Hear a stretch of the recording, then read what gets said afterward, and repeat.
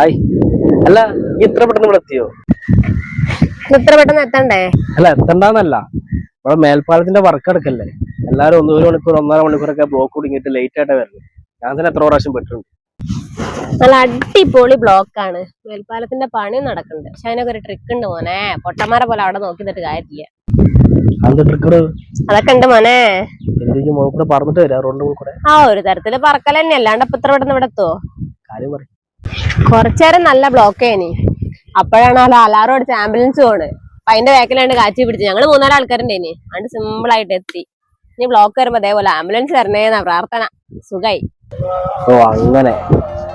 അത് എനിക്ക് വേണ്ടപ്പെട്ട ഒരു ആംബുലൻസ് ഇല്ലാത്തോണ്ട് ഞാൻ പറഞ്ഞത്. അങ്ങനെ അറിയുന്നുണ്ടെങ്കിൽ ഞാൻ അങ്ങനെ പറയില്ല. മനസ്സിലല്ലേ? ആർക്കോ വേണ്ടപ്പെട്ട ഒരാളുണ്ട്. കുറക്കെ മറ്റേ സങ്കടം വന്ന് മറ്റേ വലിയ വേറെ ഒരു അവസ്ഥയിലായിരുന്നു. അത് നമുക്ക് മനസ്സിലാവില്ല. ചിരിച്ചു കളിച്ച് പറഞ്ഞാലേ ഇത് വല്ലാത്ത ആളല്ലേ. ഞാൻ അങ്ങനെയൊന്നും ഉദ്ദേശിച്ച് പറഞ്ഞല്ല. ഇതുവരെ കാത്തുക്കും പെട്ടെന്ന് വേഗം വരെ അത്രേ ഉദ്ദേശിച്ചുള്ളൂ. വേറെ ഒന്നും ഞാൻ ചിന്തിച്ചില്ല. ഇതൊക്കെ ചിന്തിക്കാൻ വലിയ മനുഷ്യ സ്നേഹമാവണമെന്നില്ല. ജസ്റ്റ് ഒരു ചെറിയൊരു കോമൺ സെൻസ്.